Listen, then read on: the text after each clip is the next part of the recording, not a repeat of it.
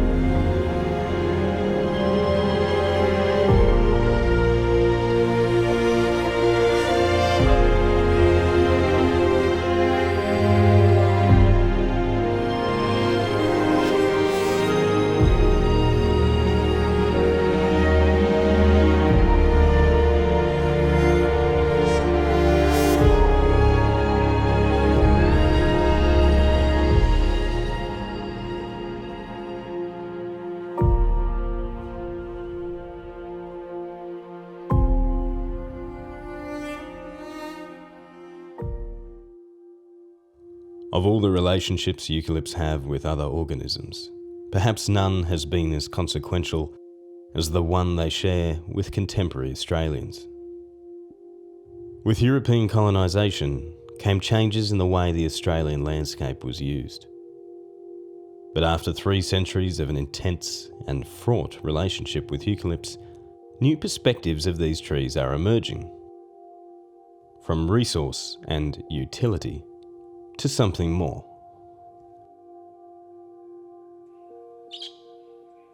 So in terms of the history of forestry in Australia, it's not dissimilar from other places like North America, where you had what seemed at the time anyways, in early settlement days, is this never-ending expanse of wood that you would never ever be able to cut all of it.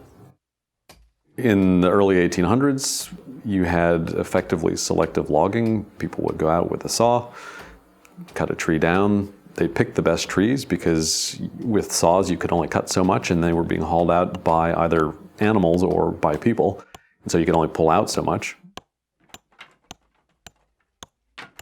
Through the 1800s into the early 1900s, that was sort of the level of harvesting that was done. You could ring bark and kill trees to clear land, so there was a lot of that was done. But it was relatively small scale in terms of what timber was being taken out, simply limited by the technology. As you come into the early 1900s, steam engines became available for use. They then drove sawmills. They were able to be used to drive winches that could haul trees up and out of forest. So the rate at which harvesting could be done was starting to increase.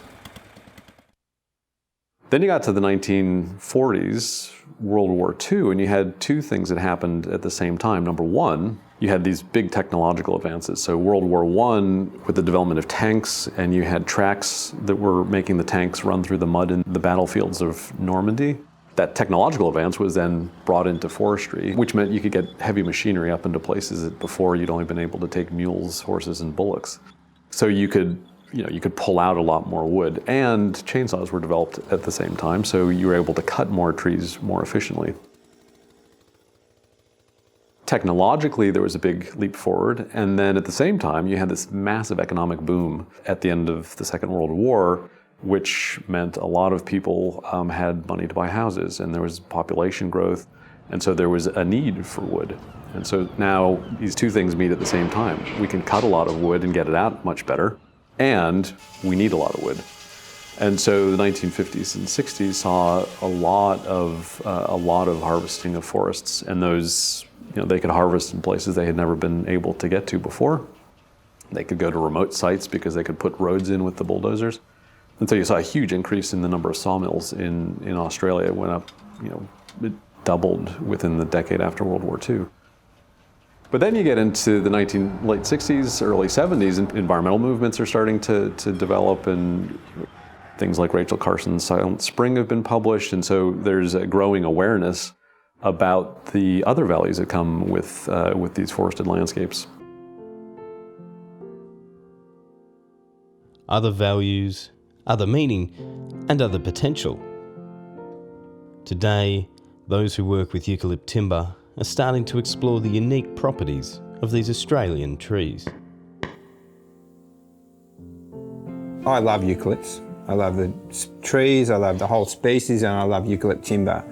Lots of my work has been about trying to find interesting, beautiful, resourceful and sustainable ways to use eucalypts in furniture. And that inquiry, that professional inquiry through my practice, has led me to have to figure out ways of dealing with species that are outside of the canon of fine woodworking, the canon of design. And the more I've delved into that, the more I've realised that Australians, a colonial settler society, can be seen as having a predominantly hostile relationships to eucalypts. And it's my argument that reverberated through that colonial experience, that it lasts generations, and that the clash between our European canon of timbers, which is a very powerful thing. The skill set in those timbers allowed Europeans to conquer the world, to build those boats, get all over the world. That skill, the reverence of those timbers is in complete contradiction to what you find in Australia. The value is still in the north, and we still go looking for it to give ourselves a sense of confidence and a sense of where we are in the world. We will still rely on a Northern Hemisphere view of the world. And eucalypts have suffered because of it. They've been seen as an obstacle to all sorts of things. And I think it's an immature, infantile episode in our settler society. And designers and craftspeople and artists and scientists have a role to try and open up a conversation about what are the real properties of these trees. What are we capable of? What do they say about us? And what can we say about or with them?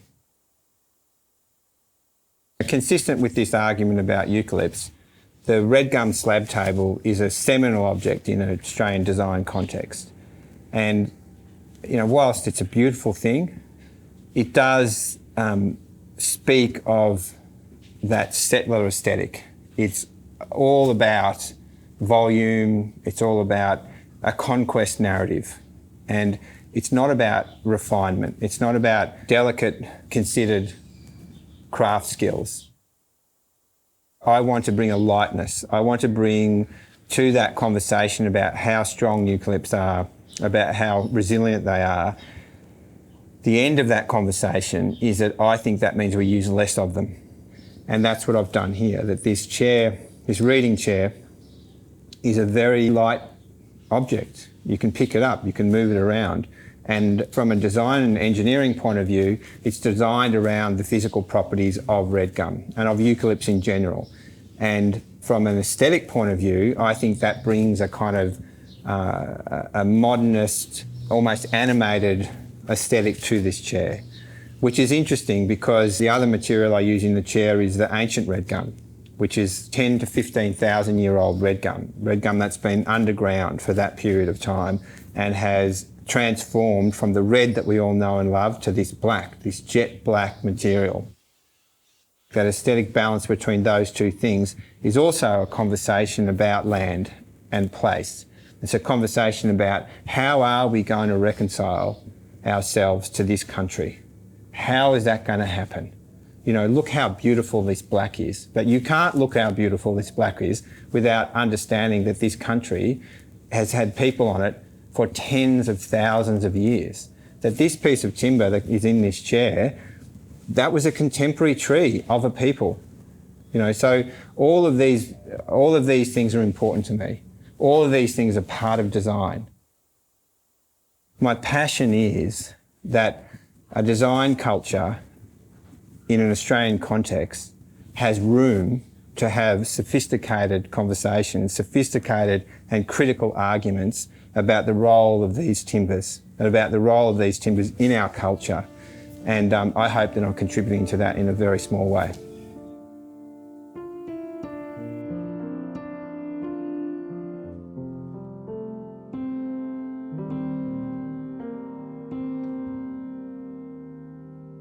This is an exhibition titled Red Gum, the story of the River Red Gum. It's one of our signpost exhibitions where we're really trying to engage a new audience, and it's really reflecting on everything red gum and the artist's perspective on, I guess, our spiritual connections to the River Red Gum and our emotional connections to the River Red Gum and the environment that we live in with that species. I think there's a lot of people who find the River Red Gum species mysterious or beautiful, or it says something that's much greater that we don't really understand. And I think that's because perhaps as a culture, white Australian doesn't have that relationship to the country that goes way back, like our Indigenous heritage does. Conversation started with Penny Elgar around this exhibition, and Penny was a person driving the project as much as an artist being involved, so she co-curated it. With red gum, I just feel a very strong connection to our past. To me, they just embody so much about what was here before we came, what was here early on when we came to this country, and there's a living culture there. There's a living Indigenous culture sort of embedded in those trees. That the way we came to this country, the way white people came here and what we tried to do was we actually ignored the landscape, really. All we were interested in was whether the land early on was going to be good grazing country, and that's really all the explorers were looking at primarily, you know, whether it had good grass and, you know, how cleared it was and how close to water it was. We've just had this history, continuous history of exploitation of landscape. A couple of hundred years now, and we need to sort of come back and say, hey, you know, what is it about this landscape that is so incredible? And the River Red Gum, I think, is just a great example of that. Because it hasn't got one form, I think it's got so many different forms depending on where it grows. It's so long-lived, and I think it just connects us so well to our past and also our future. In my work, my relationship with nature underpins all my work. I mean, that's really what it's about. I think we're sort of surrounded by so much noise in society today, whether it's sort of visual information coming at us, or, you know, we're all on our mobile phones all the time. You know, we've got stories coming in, images, sound, and I think I sort of really wanted to make work that perhaps didn't have a lot of that noise. I'm trying to sort of pare it down to something fairly simple and sort of straightforward. But I think art can perhaps guide us or help us look at nature from different perspectives. The role of an art gallery is really to help its audience to self-reflect, and my hope from this exhibition is that people will walk out with some self-reflection about their environment, the river red gum as a species, whether they've got one in their backyard or whether they live in the city and there's one in their street that's massive and holds this huge trunk, and how long is it going to be there? I hope they do leave with quite a few questions. It's one of the main roles of an art gallery, and an art gallery involves artists like these three artists to help raise those questions. And if we have audiences that walk out with some of those questions in mind, I think we've achieved our goal. And engagement with the natural world, that is our future. And we are led there in all sorts of ways. There are so many ways that we can do that, but we ignore it at our peril. We can't just turn our back on these materials. We just can't. We can't continue to rely on a logic of a northern hemisphere. We need to find ourselves in this country. Contemporary Australians are gaining a deeper understanding of the values and potential of eucalypts. As we head toward an uncertain future, we will be forced to reflect more than ever on what these trees mean to us and what we can mean for them.